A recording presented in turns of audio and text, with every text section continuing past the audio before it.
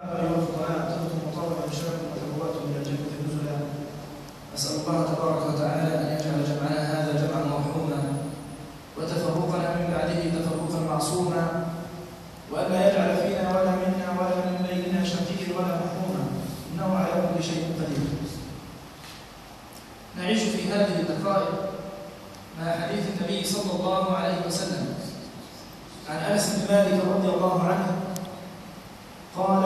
قال النبي صلى الله عليه وسلم: ثلاث من كن فيه وجد بهن حلاوة الإيمان: أن يكون الله ورسوله أحب إليه مما سواهما، وأن يحب المرء لا يحبه إلا لله، وأن يكره أن يعود في الكفر بعد إذ أنقذه الله منه، كما يكره أن يقذف به في النار، أو كما قال النبي صلى الله عليه وسلم.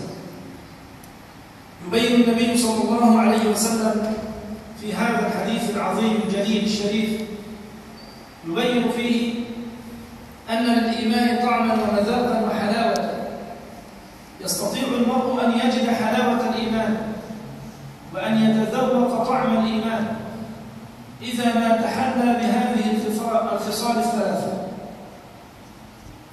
أخبر النبي صلى الله عليه وسلم كما في صحيح مسلم من حديث أنس بن مالك رضي الله عنه أنه في المستطاع أن تتذوق طعم الإيمان، فقال عليه الصلاة والسلام: ذاق طعم الإيمان، ذاقه بالفعل، ذاق طعم الإيمان من رضي بالله ربا وبالإسلام دينا وبمحمد صلى الله عليه وسلم نبيا.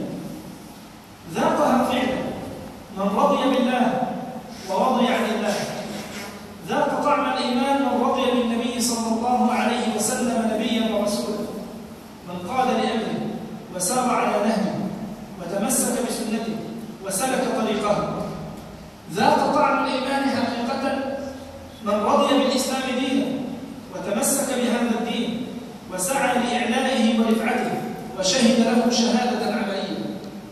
فالحديث الذي معنا يقول النبي عليه الصلاة والسلام فيه: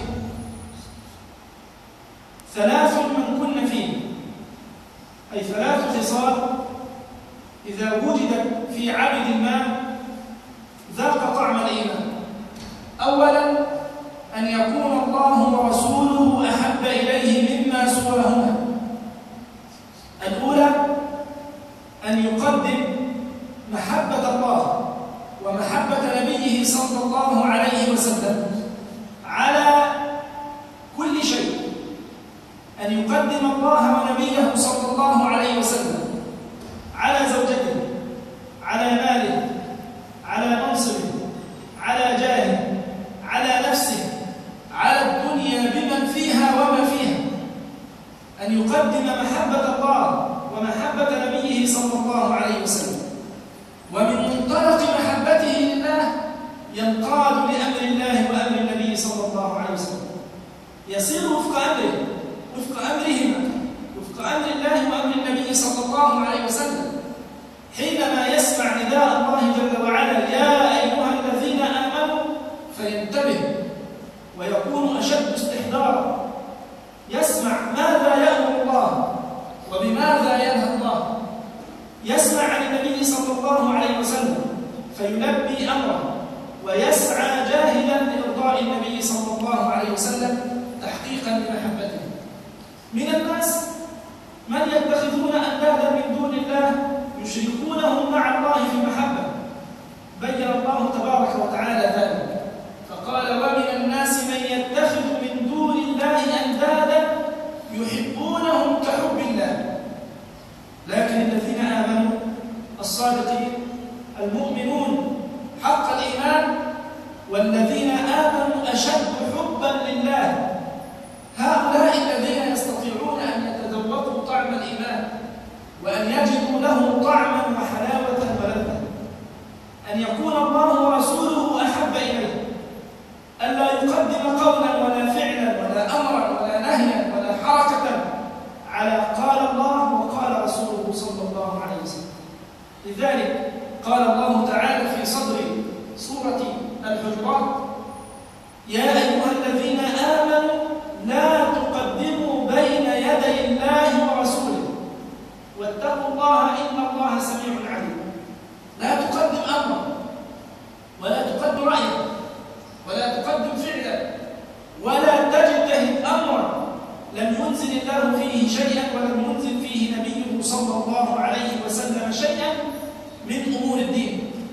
أن تنقاد لأمر الله وأمر النبي صلى الله عليه وسلم، وألا تقدم عليهما شيئا أيا كان عظم هذا الشيء.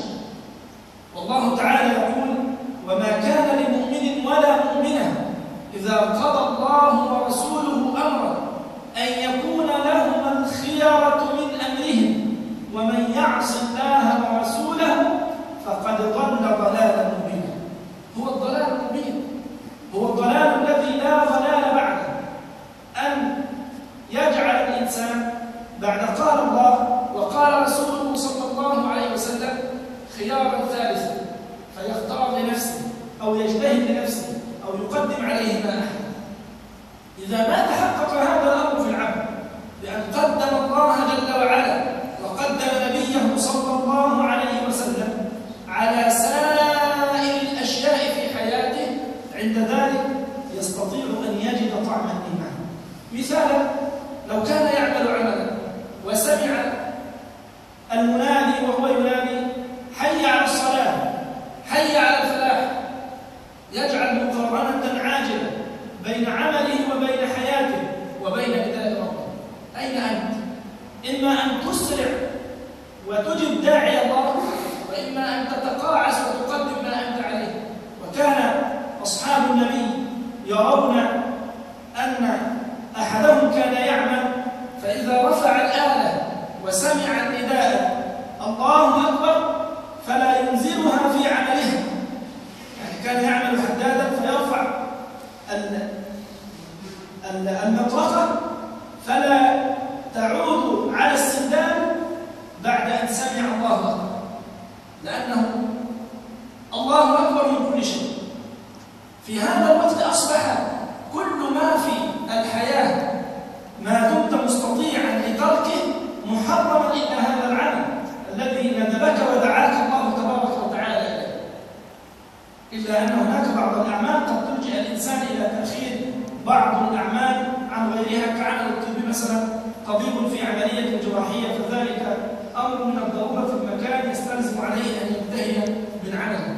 أما إذا كان في فسحة يشاهد التلفاز أو يعاني النت أو مع الكمبيوتر أو يتفاعل مع غيره أو كذا أو كذا، أو ينشغل بحياته الدنيوية ويؤخر أمر الله تبارك وتعالى ويؤخر أمر النبي صلى الله عليه وسلم